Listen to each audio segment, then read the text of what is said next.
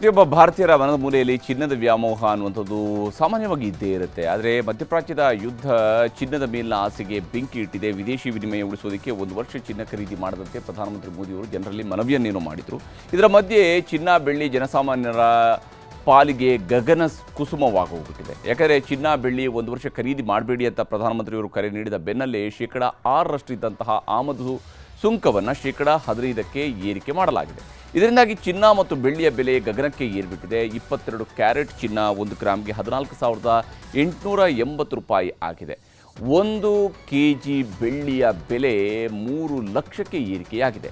ಚಿನ್ನ ಬೆಳ್ಳಿ ಬೆಲೆ ಮತ್ತಷ್ಟು ಏರಿಕೆಯಾಗುವಂತಹ ಸಾಧ್ಯತೆ ಇದ್ದು, ಗ್ರಾಹಕರ ಜೊತೆಗೆ ಚಿನ್ನ ಬೆಳ್ಳಿ ವ್ಯಾಪಾರಿಗಳು ಕಂಗಾಲಾಗಿ ಹೋಗಿದ್ದಾರೆ.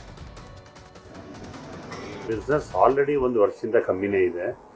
ಸುಮಾರು ವರ್ಷದಿಂದ ಯಾವಾಗ ಯುದ್ಧ ಇಲ್ಲಿ ಉಕ್ರೇನ್ ಯುದ್ಧ ಶುರುವಾದಾಗಿಂದನೂ ರೇಟು ಅಪ್ ಡೌನ್ ಇದೆ. ಆಮೇಲೆ ಆಲ್ವೇಸ್ ಆನ್ ದ ಇನ್ಕ್ರೀಸ್. ಪ್ರತಿದಿನವೂ ಐತಿಹಾಸಿಕ ಬೆಲೆ ಅಂದರೆ ಇವತ್ತೊಂದು ಐತಿಹಾಸಿಕ ಬೆಲೆ ಅಂದರೆ ನಾಳೆ ಬರೋ ಬೆಲೆ ಅದು ಐತಿಹಾಸಿಕನೇ.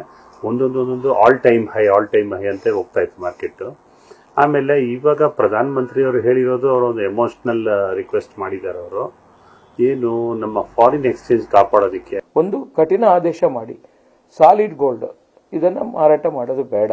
1 ವರ್ಷಕ್ಕೆ ನೀವು ಹೇಳಿದ್ದೀರಿ, ಆಭರಣ ಚಿನ್ನ ಮಾಡ್ಕೊಂಡು ಹೋಗ್ಲಿ, ಅದು ಅನಿವಾರ್ಯತೆ.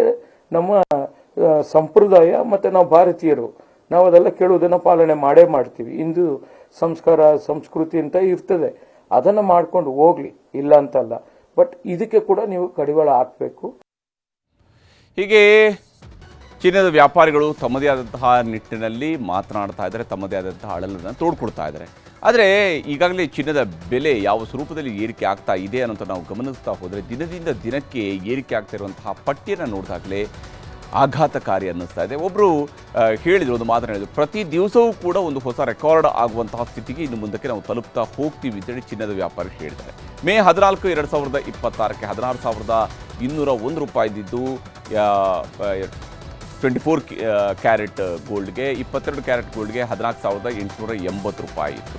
ಅದು 80 ರೂಪಾಯಿಗೆ ತಲುಪಿದೆ ಮೇ 14ಕ್ಕೆ, ಅಂದರೆ ಇವತ್ತಿಗೆ. ಇದು ಮೇ 8ನೇ ತಾರೀಕಿನೊಂದಿಗೆ ನಾವು ನೋಡಿದಾಗ ಎಷ್ಟು ಡಿಫ್ರೆನ್ಸ್ ಇದೆ ಅನ್ನೋದು ನಮಗೆ ಗೋಚರ ಆಗುತ್ತೆ.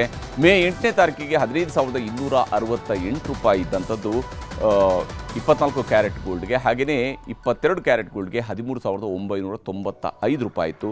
ಇಲ್ಲಿಂದ 13,995 ಇದ್ದಂಥದ್ದು ಈಗ 14,880ಕ್ಕೆ ತಲುಪಿದೆ. ಆದರೆ ಇದು ಪ್ರತಿನಿತ್ಯವೂ ಕೂಡ ಹೊಸ ದಾಖಲೆಗಳನ್ನು ಬರಿತಾ ಇರೋದ್ರಿಂದಾಗಿ ಇದು ಇನ್ನು ಎಲ್ಲಿಗೆ ಹೋಗಿ ತಲುಪುತ್ತೆ ಅನ್ನುವಂತಹ ಆತಂಕ ಸಹಜವಾಗಿಯೇ ಇರುವಂಥದ್ದು.